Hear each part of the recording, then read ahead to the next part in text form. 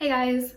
So for this week's video, we're going to talk about something a little bit less fun, and that is the 2-year anniversary of my being diagnosed with my chronic illnesses. But it's not all bad. So let's flash back a bit. 2 years ago, I was a sophomore in college, which I can't believe, I'm graduating soon. What? Anyway, so 2 years ago, sophomore in college, having a lot of trouble, very tired, in pain a lot, barely able to open my eyes, having a lot of trouble getting out of bed. So we start going to doctors.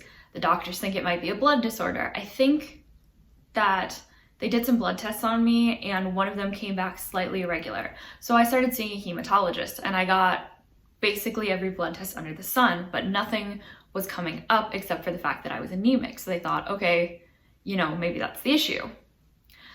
Side note, it was not the issue entirely. I did get iron infusions, or tried to. They sent me into anaphylactic shock. It was a time, I'm sure I made a video about it.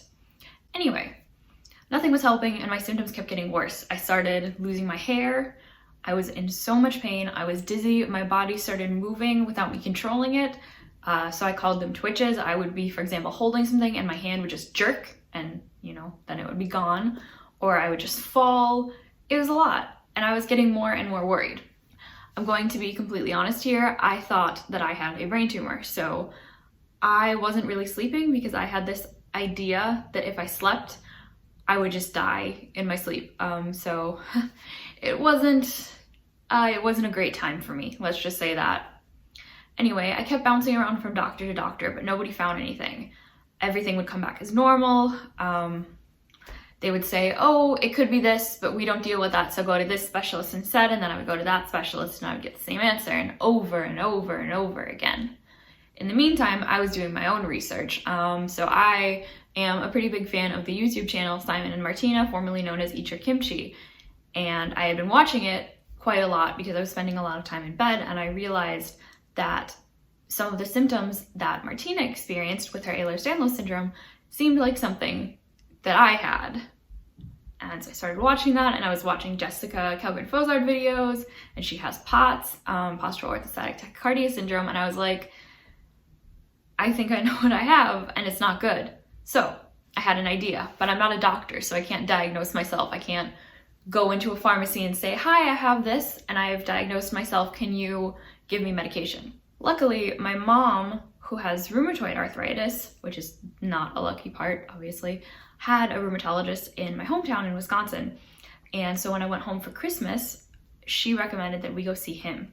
So we did, and I went to him and I told him what I thought and my symptoms, and he pretty much confirmed it. So I left that visit with diagnoses of ehlers-danlos syndrome, hypermobility type, postural orthostatic tachycardia syndrome, which as a rheumatologist, he couldn't actually diagnose, but he did.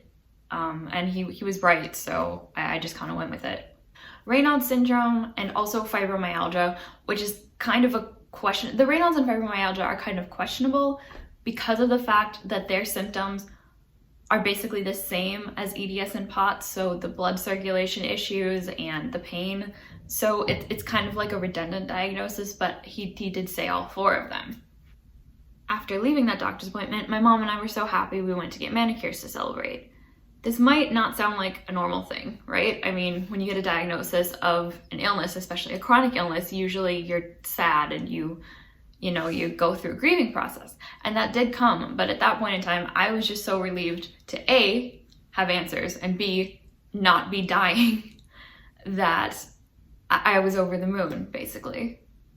I came back to school with a name for my illness, an idea of what to do, or at least who to see to get some help, and a renewed sense of determination.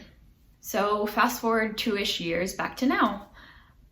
Nothing has really changed. I've been on a ton of medications.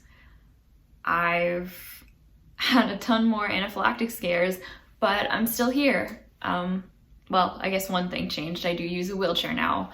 That is not something I would have expected, but my falls, as you may or may not know, kept getting worse, and it was harder and harder for me to walk, so it was a necessary addition. Anyway, so new meds, new wheelchair. My hair grew back. That's pretty great. I don't know if you can tell, this is my natural hair, actually, which is pretty amazing. I did shave my head twice in order to stop it from falling out. That was causing me a lot of distress, but luckily it has grown in, and I would say it's grown back quite well. I'm very happy with it. I've lost friends, I've gained friends. It hasn't been an easy time, I'm not going to lie to you. These past 2 years have been probably some of the weirdest and most surprising in my life, but I don't know. I feel like this is the part where people would say, I wouldn't change a thing. That's a lie. I would. If I could just snap my fingers and be well again, not be sick, be able-bodied, I would in a heartbeat. I'm not ashamed of being disabled or having these illnesses, but it's not something that I would choose. I mean, would anyone choose that? If somebody said to you, hey, do you want to be sick for the rest of your life? No, you wouldn't choose that. So I think that's a normal reaction. But I am dealing with it better. I still have periods where I get really down, and that's partially the depression. I have periods where I really get jealous looking at people walking and dancing. I have periods where I just curse my body. I call it stupid. I say it hates me. But I'm still here. I'm still here. And honestly, that's pretty amazing if you ask me. I don't know what the next 2 years are going to bring, or the next 5 years, or 10 years, or any amount of time. But I do know that it's going to be interesting. I do know that I'm going to keep doing my best in life. And I do know that I'm not going to let this stop me, or anything else, honestly. That got a lot deeper than I expected, but I hope you understand what it is to be chronically ill, what it's like to be diagnosed at such a young age, and how you have to change your life for that, and how your life doesn't stop. It reminds me of the motto of my exchange organization. Well, sort of. Their motto is, it's not good, it's not bad, it's just different. I'm not gonna lie and say being sick isn't bad, because it is, but it doesn't have to make your life bad. You can change things around, you adapt. I mean, I got Sarge, who is sitting right behind me. That's pretty amazing. And I wouldn't have him if I weren't sick. So that's a positive right there.